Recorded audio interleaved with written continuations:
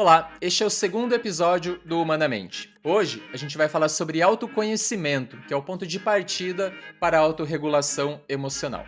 Muito se fala sobre a importância do autoconhecimento, né? Mas afinal, como que a gente pode fazer isso?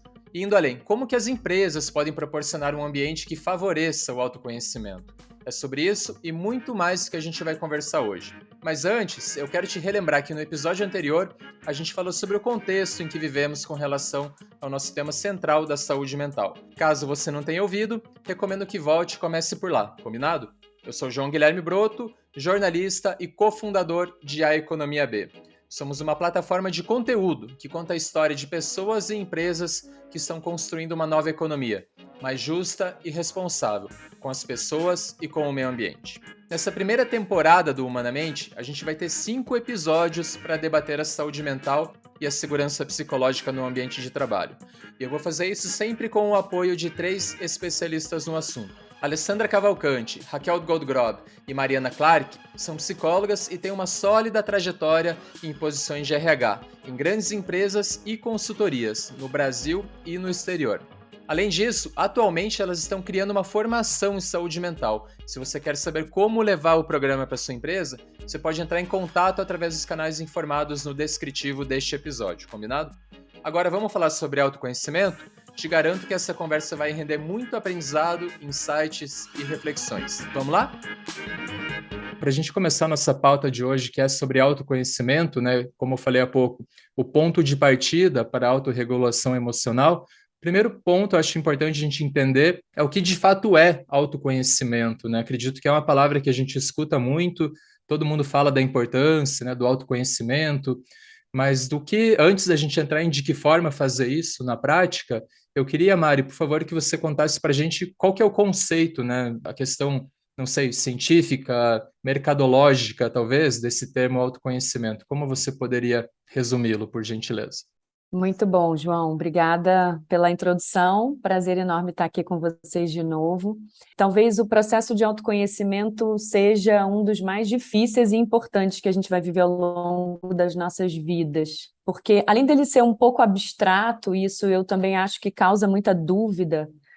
O que significa, qual é de fato, a definição de autoconhecimento. É um processo que exige muito da gente, exige um amadurecimento, um processo longo, às vezes doloroso, porque a gente entrar em contato com aquilo que a gente é, com o que a gente sente, com as nossas emoções, de fato não é agradável. E o fato dele ser abstrato gera muita dúvida sobre como é que a gente consegue alcançar efetivamente esse lugar de autoconhecimento. E não é de um dia para o outro, como eu falei, é um processo. Então, provavelmente alguma coisa que a gente vai fazer ao longo de toda a nossa vida, entrar em contato com a gente mesmo, se conhecer melhor, para que a gente possa ter algumas respostas. Então, é um processo na qual a gente vai, ao longo da vida, buscando respostas sobre a gente mesmo. Não tem verdades absolutas sobre esse processo, naturalmente, e ele também acho que ele não tem fim. Eu sempre digo que é um movimento que a gente vai fazer até o final das nossas vidas, porque ele tem uma continuidade à medida que a gente entra em contato e começa a ver prazer nisso. Então, a gente vai colhendo esses resultados ao longo desse processo. É uma epopeia, né? Igual a atividade física, a gente não pode parar nunca, porque quando a gente para, provavelmente a gente vai se deparar com situações que a gente fica mais desconfortável. Então, essa constância da gente buscar dentro da gente quem a gente é, o que a gente sente, é um exercício que traz um amadurecimento muito grande, mas exige da gente, de fato, uma energia extra para a gente dar conta dessas respostas. E em termos práticos, assim, teria alguma dica de técnica, ferramenta? O que eu posso incorporar e talvez prestar mais atenção, né, no meu dia a dia, nos meus sentimentos, na forma como eu lido meus relacionamentos e tal, para aperfeiçoar esse processo de autoconhecimento? Algumas perguntas podem ajudar, por exemplo, quem eu sou? Quem é essa pessoa? Quais são os papéis que eu exerço na minha vida? Como é que eu vejo o mundo? Como é que eu me vejo? Como é que eu vejo o outro? São perguntas existenciais, de alguma forma, mas que vão ajudando a gente a investigar melhor sobre a gente mesmo. Quais são aquelas coisas que me dão prazer? Quais são algumas tarefas ou algumas pessoas, por exemplo, que aborrecem a gente e talvez eventualmente a gente possa eliminar da nossa vida?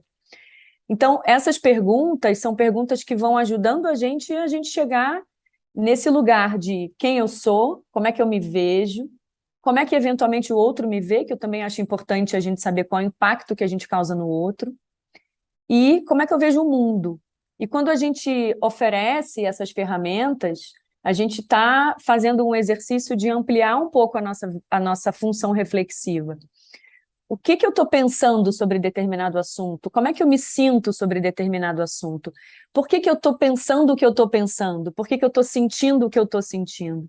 Pode parecer um pouco viagem quando a gente pensa em levar esse tipo de ferramenta, por exemplo, para o mundo corporativo, mas são essas informações que vão decifrando alguns enigmas da gente mesmo. Então, eu acho que esse caminho para a gente começar sobre o autoconhecimento, para quem ainda não teve contato com esse assunto, essas perguntas eu acho que podem ajudar bastante. Acho que envolve muito prestar mais atenção, né? Porque a gente está acostumado tanto a viver no piloto automático e a gente acaba não refletindo muito sobre isso que você falou. Talvez um exercício que a gente tenha que se policiar, talvez, né, no dia a dia para fazer isso de uma forma recorrente. Não sei, talvez um journal, né, um diário, assim, que você anote suas percepções. Você trouxe um ponto, João, do journal, né, do diário, e que é uma coisa super simples, né, e é uma coisa assim que a gente, pelo menos eu nas minhas práticas de coaching, eu tenho provocado muitos clientes também, que é uma ferramenta simples e que ajuda nessa expansão do autoconhecimento. Criar disciplina, porque, como a Mari disse também, é o tempo todo, né? Você não faz um momento de autoconhecimento, você faz o tempo todo. E à medida que você cria o hábito, que você cria essa disciplina, você pode, né, ir expandindo esse auto. E eu achei muito legal a tua conexão e a tua provocação, era só esse ponto que eu acho que a gente, às vezes, no piloto automático, não para refletir sobre as nossas ações, né, do dia a dia. É legal, eu falei porque eu não faço isso diariamente, longe disso, mas eu tenho meu caderninho aqui, que eu tá comigo o tempo todo. De vez em quando eu escrevo algo, sabe? Ou quando eu tô, sei lá, muito triste, ou aconteceu uma coisa muito ruim, ou alguma coisa muito boa também, eu coloco a data e como eu tô me sentindo. E de vez em quando eu pego, dou uma olhada naquilo e vejo, pô, isso mudou, isso continua igual. Assim, não vai para nenhum caminho além disso, mas é só uma prática que eu gosto de ter e me ajuda também tirar um pouco desse automático, né, que eu falei, e acho que nessa jornada de autoconhecimento, eu acho que ajuda também, porque às vezes a gente está num momento muito particular e acha que aquilo é definitivo, né? E de repente você lembra que um ano atrás você estava num buraco e hoje está tudo bem, ou o contrário. Enfim, eu sou jornalista, então eu também curto escrever, né? Gosto de ter esse tipo de anotação. Então, é um processo que me ajuda e legal que você corrobora com essa técnica. Então, Ale, continuando, já para a gente seguir a nossa pauta aqui, eu queria levar um pouco a conversa para o ambiente de trabalho, né? Quando a gente fala em autoconhecimento no ambiente de trabalho, isso muda com relação ao que a Mari colocou no início? A gente tem que contemplar outras formas de considerar esse processo, contar com outras ferramentas, talvez? Primeiro que o autoconhecimento ele é importante em todos os aspectos da nossa vida, né? Imaginar, como a Mari já definiu muito bem, que o indivíduo ele é capaz de reconhecer, de identificar suas emoções, de identificar como ele reage a determinadas reações, ou seja, perceber os seus gatilhos. Isso é essencial no mundo corporativo, porque a gente está convivendo, interagindo, né, impactando pessoas, né, líderes impactando suas equipes, mas também pares, enfim. Então, essa jornada, essa construção, ela é importante. Então, eu gosto muito da ideia de que, sim, no mundo corporativo e em jornadas de desenvolvimento, é fundamental e várias jornadas começam por essa etapa, que é uma etapa, é quase que o pilar, né, essencial de autoconhecimento. A partir dali, você consegue reconhecer qual é o seu repertório, né? O que você tem, quais são as suas forças, o que você precisa desenvolver e como é que você vai lidar. E no nosso tema aqui, tudo isso ajuda o quê? Ajuda na construção de ambientes mais saudáveis, que a gente super acredita e a gente fomenta nas organizações. Tem um ponto também interessante que a gente acompanha em alguns estudos, de que pessoas com alta consciência, né? Pessoas que praticam, pessoas que têm isso bem desenvolvido, porque, né, tem a diferença entre aqueles que pensam que são e os que são efetivamente, né, que se conhecem efetivamente, né? Tem essa diferença. Mas, enfim, mas aqueles que têm isso muito alto são pessoas, normalmente, que têm um desempenho acima da média, porque elas conseguem atuar e é quase que impulsionar, trabalhar nas suas potencialidades. Sabe aquela história, né? Eu reconheço meu lugar de potência e eu estou sempre me desafiando e eu estou ali e isso me energiza. Então a pessoa consegue. São pessoas ótimas no relacionamento, porque conseguem ter relações autênticas, conseguem estabelecer conexões verdadeiras. Enfim, são pessoas que acabam contribuindo de novo para esse ambiente, que é um ambiente saudável, um ambiente onde as pessoas se sentem incluídas, se sentem parte. Estimular, né, trazer para não só a jornada de saúde mental, de segurança psicológica, mas qualquer jornada, o autoconhecimento ele traz um benefício assim, excepcional para o mundo corporativo. Legal que você tocou nesse assunto aí, porque eu queria perguntar para a Raquel justamente qual que é o papel da organização, né? Como que a empresa pode ajudar as pessoas nessa jornada, criar ambientes, oferecer mecanismos, ferramentas, para que isso seja algo de fato permanente e as pessoas, pelo menos ali no ambiente de trabalho, possam aprender mais consigo mesmas, né, com seus pares e fazer imersões de autoconhecimento. Existem, eu não sei, Raquel, você pode compartilhar talvez exemplos do que você já viu de interessante por aí, ou dar ideias do que quem está nos ouvindo pode procurar implementar, né? Aí a gente está falando especialmente de liderança, né? Acho que a liderança tem que ter um papel proativo, né, em oferecer esse recurso. Então, e de que forma, né? Eu queria que você contasse um pouco o papel da organização e de que forma isso pode ser algo tão permanente como treinamentos técnicos, né, do ambiente de trabalho que a gente sempre está habituado a ver. Bom, João, quando você fala, né, de permanente, tudo que a gente fala aqui, né, de quando a gente fala de ter alguma coisa que é permanente, que acontece, né, de diferentes formas, a gente está falando de criar uma cultura. Se a gente pensar, né, que a crença da empresa é que todo processo de desenvolvimento, né, começa com autoconhecimento, como é que a empresa, né, pode pensar as diferentes formas de estimular isso? É uma boa prática você se ver de fora, como se você fosse um espectador e você consegue obter muita informação a partir disso, mas muito, né, pelo feedback das pessoas. Então, a gente tem visto, né, cada vez mais, quando você fala de um exemplo, né, prático, empresas que estabelecem, né, uma rotina de check-in. Então, assim, você não precisa esperar o momento da avaliação, aquele grande momento da avaliação de desempenho, onde tudo acontece, né, para ter um feedback. Então, e não somente do seu líder. Então, quanto mais isso se torna uma prática que é utilizada por todos da empresa, né, você consegue tornar isso um processo contínuo. Então, esse seria aí um exemplo, né? Mas tem diversas formas. Agora, o importante aqui é dizer, não é só conteúdo, né? Não é só você fazer um treinamento, explicar o que é o autoconhecimento, né, falar sobre temas que estão ligados a isso, né, falar sobre emoções, mas é oferecer um espaço para que as pessoas possam viver isso na prática de diferentes maneiras. De repente, um líder que ouviu você falar agora, beleza, eu queria criar uma dinâmica para testar. Teria como você compartilhar uma dica, algo bem, bem direto, assim, para a pessoa ir amanhã mesmo colocar em prática na empresa? Eu tenho uma dica bem simples. É simplesmente começar a praticar dar e receber o feedback também, né? Porque a gente sabe que alguém tem que dar esse passo inicial, e é muito bom quando a liderança dá esse passo inicial, né? Que né, se torna quando o próprio líder pede um feedback, né, espontaneamente. Pode ser que num primeiro momento as pessoas até estranhem, né? Falam, uau, né? Que estranho, ele nunca me perguntou nada.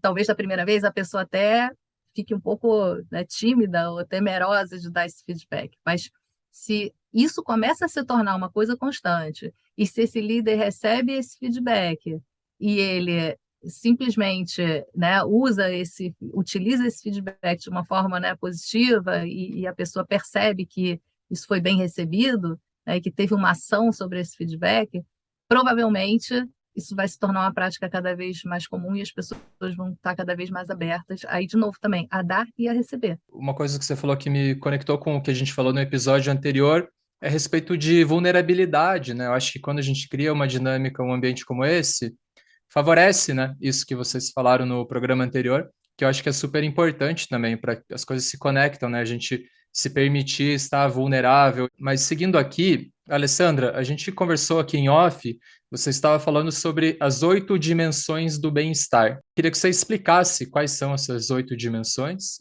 Bom, esse é um modelo que a gente gosta muito de associar mesmo a esse ambiente, né, mais saudável, mas que ele é essencial também para o autoconhecimento, né, você olhar.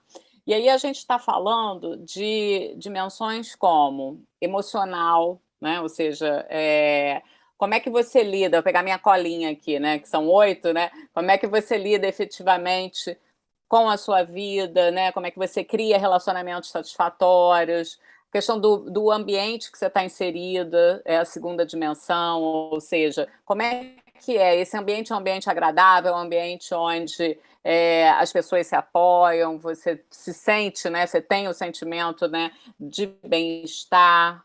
Tem a dimensão financeira também, que ela impacta diretamente, porque você saber se você está satisfeito com a sua condição financeira atual, futura, porque isso tudo angustia, né? Se a gente pensar, né? São aspectos da vida, como a Mari trouxe, né? Do desconforto, conforto e desconforto. Se você vive uma dimensão dessa que está em desconforto acentuado, o quanto que isso impacta a sua vida. Então é interessante a gente pensar. O próprio intelectual também é uma outra dimensão, ou seja, como é que você reconhece, né, as suas competências, né, as suas características mais criativas? Será que você está praticando? A gente tem a dimensão espiritual, que aqui espiritual no sentido de qual a sua conexão com o seu propósito, né? Qual o seu propósito de vida? Né? O que te inspira? O que te faz acordar com brilho nos olhos todo dia? Será que você está vivendo isso? Essa, então, é uma dimensão que recentemente, né, nos últimos meses, as meninas concordam aqui, nos nossos diferentes interações, mentorias, né, trabalhos, coaching, enfim, as pessoas estão questionando muito, né? As pessoas estão questionando muito, será que o que eu estou fazendo tem significado, tem conexão? A minha vida, como é que tá? Que isso associa com uma outra dimensão, que é a dimensão de carreira também, que é o quanto que você faz, né? Você está exercendo, né, o papel no melhor lugar, no lugar onde você gostaria, né, o lugar de potência, enfim, essa é uma outra dimensão.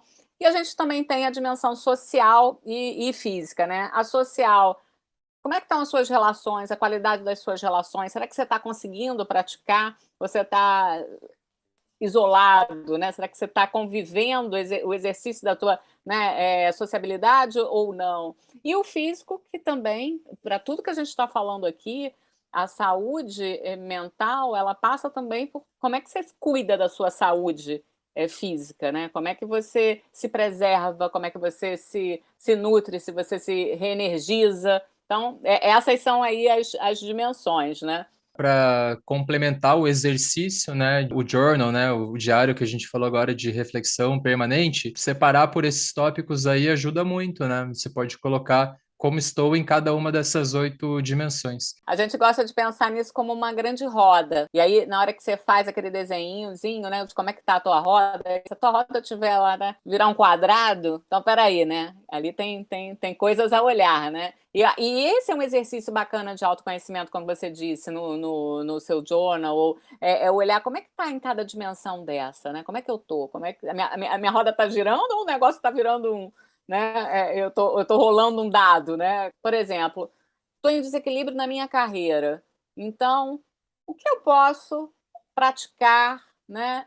O que eu poderia fazer diferente para ir em direção de um maior equilíbrio aqui nessa dimensão? Mari, continuando aqui A gente falou também em off sobre o autoconhecimento como uma base do autocuidado e da autorregulação. Se você puder explicar um pouco de que forma esses tópicos se conectam. O autoconhecimento, ele empodera a gente passa a ser guardião da gente mesmo sobre as questões que nos afetam, né? Como é que eu opero frente aos desafios que a vida vai me oferecer?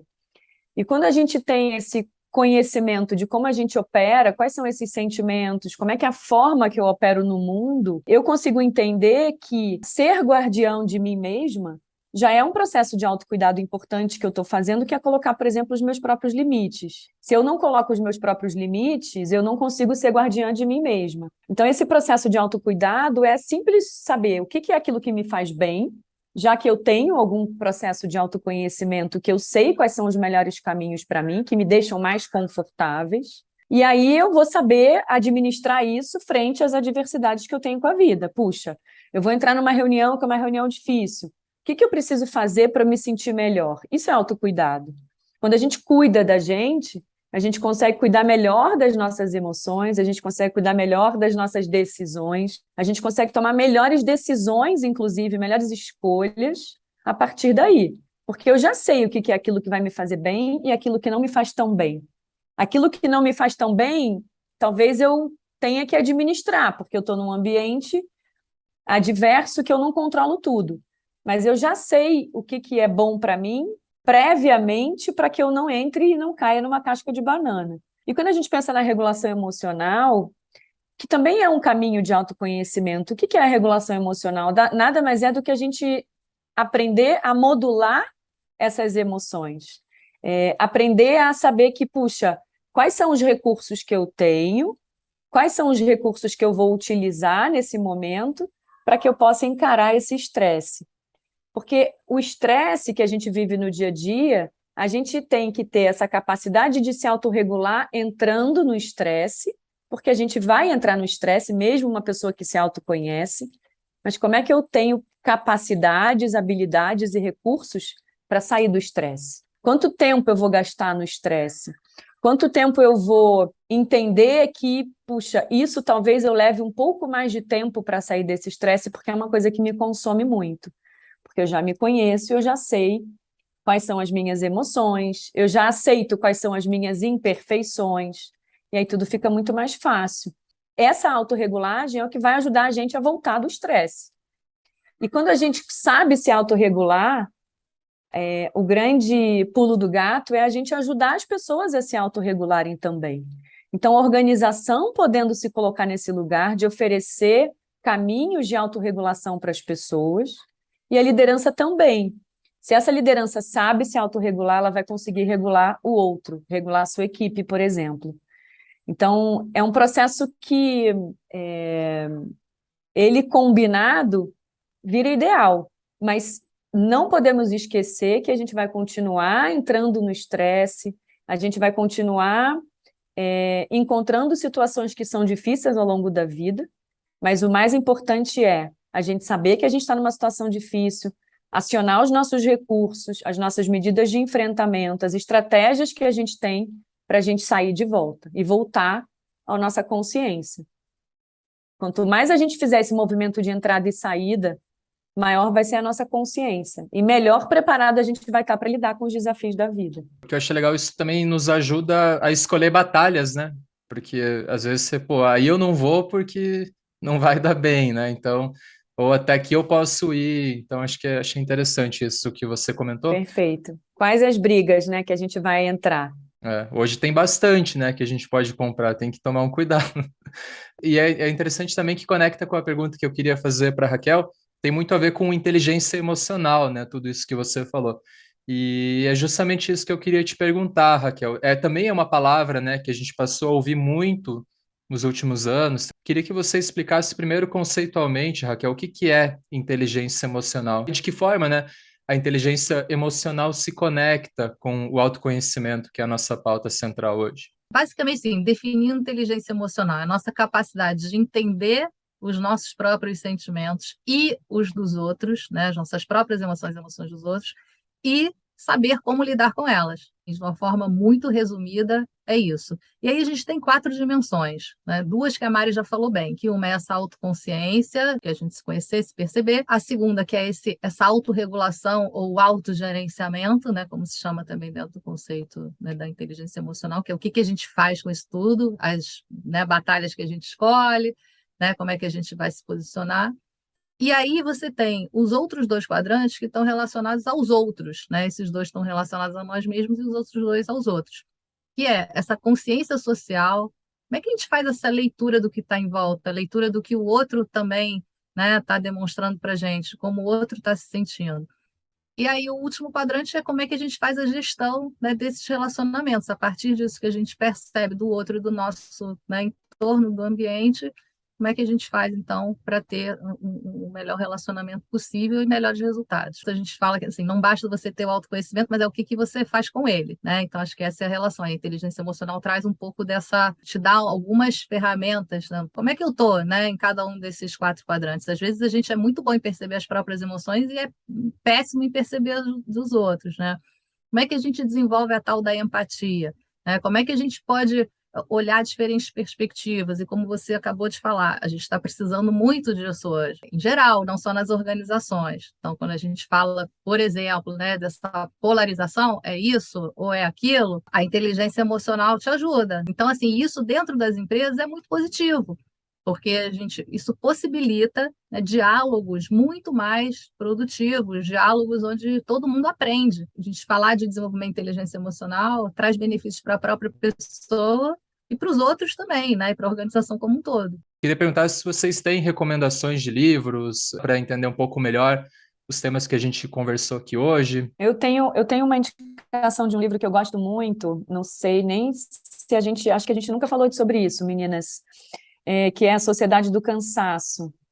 É um livro super fininho que eu li na pandemia e ele traz um pouco desse homem desempenho, dessa positividade tóxica que a gente está vivendo hoje em dia, e é um livro que acalma um pouco o coração de que a gente não precisa desempenhar o tempo todo esse lugar desse homem potência, que a gente pode ter momentos de descanso, de pausa, e é um livro que mexeu bastante comigo nesse lugar de falar, puxa, calma, a gente pode viver uma vida fora do piloto automático, e também ser feliz por isso, sem se cobrar tanto. E diz muito sobre essa história do autoconhecimento, dessa necessidade que a gente tem quando a gente é sequestrado pelo esse mundo acelerado que a gente está vivendo hoje, e que a gente se cobra tanto. Então, é um livro que traz um pouquinho de colo, assim, de acalma um pouco o nosso coração. Também li na pandemia e ajudou muito a sobreviver. Concordo. Raquel, pode falar. Mari falou, a gente não alinhou, né? Mas a gente usa bastante essa referência também, né, nos nossos projetos na Go Human. Talvez eu vá falar assim ao contrário. Quais são as leituras que atrapalham?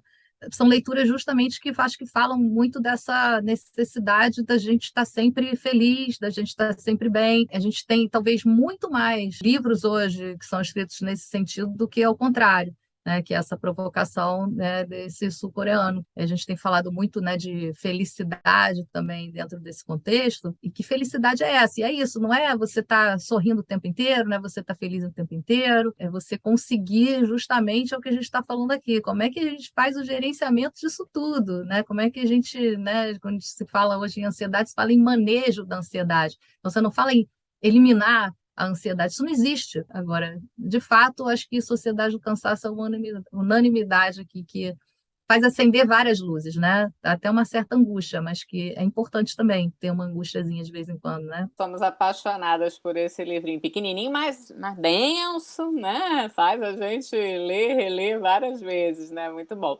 Tem uma dica que a Raquel falou uma coisa que eu fiquei pensando aqui, é uma outra autora que a gente gosta muito, que é a Susan David, e ela tem, né, recentemente já traduzido aqui, que é o Agilidade Emocional. E é interessante porque ajuda muito, e muita coisa que a gente conversou, de como é que você perceber. Ela fala muito dessa questão dessa positividade tóxica, né? Essa necessidade, né? Quase que a pessoa fala assim, eu tô mal, tô deprimida. Não fica assim, não, vamos lá, a vida é isso.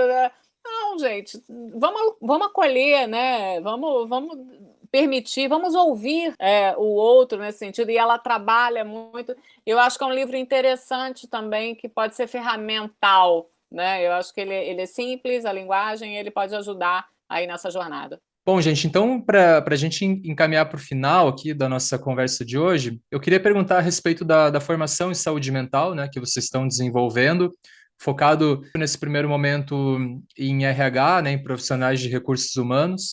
Eu queria que vocês contassem por que é importante o pessoal que trabalha nessa área participar de uma formação em saúde mental, em entender cada vez mais a temática de segurança psicológica. Eu acho que vocês fizeram uma grande investigação, né, para chegar nesse formato que vocês estão concluindo agora. Então, eu queria que vocês contassem um pouco por que os pares, né, de vocês, digamos assim, deveriam se engajar nessa formação e na temática, sobretudo. A gente vai, nesse primeiro momento, focar, né, no público mais de RH e outros profissionais, né, que cuidam desse tema nas organizações, que hoje a gente vê que, né, nem todas as empresas estão abordando o tema da mesma forma. E a importância disso é assim, a gente vê na nossa experiência e apoiando empresas, né, desenvolvendo programas, né, que falam, né, de segurança psicológica e saúde mental, que ainda existe, né, muita dúvida, né, de como lidar com esse tema. E justamente nós pensamos nessa formação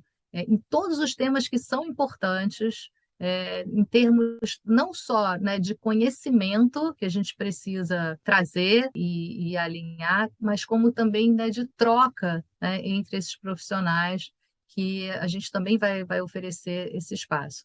E de uma forma muito sólida, né, todas as referências que a gente vai trazer, né, são, né, muito, né, bem fundamentadas. A gente fez um programa que é até talvez um pouco mais longo, né, do que a gente, né, vê hoje, né, no mercado, mas a gente procurou trazer realmente todos os temas que a gente acha importantes para ser, né, uma formação sólida, né, para de fato preparar as pessoas para lidarem, abordarem esse tema da melhor forma possível, né, nas organizações. Que eu ia complementar um pouco do que a Raquel trouxe, né, que eu acho que é isso, é um espaço de troca e um espaço de expressão, à medida que essas pessoas hoje, a área de recursos humanos, é o que a gente vê muito nos nossos clientes, também está se sentindo muito sobrecarregada. Então, através desse conhecimento, através desse conteúdo, através de tudo que a gente traz, inclusive ferramenta, é muito empoderar também o RH nesse sentido, né, que é cuidar de quem cuida, sabe? E através desse conhecimento. Então, acho que isso também é uma boa maneira dessa imersão, de alguma forma, poder oferecer isso para esses profissionais que também estão cheios de dúvida sobre como que a gente trata esse grande bode que está na sala, que é o tema de saúde mental. A gente realmente acredita que precisa dessa atenção, desse acolhimento, né? Vamos ampliar o repertório desse público, porque esse público vai estar nas organizações já apoiando o processo, como a Mari trouxe, como a Raquel, né, já mencionou, e aí sim a gente vai avançando, né? E aí a gente avança, porque essa é uma agenda transversal, não é uma agenda, não é só do RH, né? Essa é uma agenda transversal, acho que é de todo mundo. É porque a gente está falando de organizações o tempo todo, mas o tema ele é relevante na nossa vida, né? Esse é um tema atual. Lembra que a gente falava no primeiro episódio, a gente vive aí uma pandemia silenciosa, né? Então a gente precisa cuidar disso. Para quem está curioso e quer saber mais, né, sobre a formação em saúde mental, aconselho nesse momento a vocês entrarem no site da GoHuman, que é gohuman.com.br. Também vocês podem procurar a Alessandra Cavalcante, a Raquel Goldgrob e a Mariana Clark no LinkedIn, né? Elas estão super abertas ali para trocar ideia. Em breve a gente vai ter mais informações, né, sobre o programa, mas enquanto isso, já deixo esses canais aí pré-abertos, tá? A gente chegou ao fim do segundo episódio. No próximo programa, a gente vai falar sobre transtornos mentais, a gente vai entender causas, sintomas e como lidar com isso, né, a partir de um olhar multidisciplinar. Então, a conversa vai ser bem legal, um tema muito atual, muito importante, né? A gente já falou como esses quadros e casos de transtornos mentais estão crescendo muito, a gente precisa olhar para isso com muita atenção, tanto a gente enquanto indivíduo, quanto empresa, quanto liderança, né? E a gente vai conseguir no próximo programa encontrar algumas respostas, né, e caminhos para lidar com isso do ponto de vista corporativo. Agradeço todo mundo aí que ficou até o fim nos acompanhando. Meninas, muito obrigado. Mais uma conversa muito boa. Sempre aprendo muito aqui com vocês e até o próximo programa.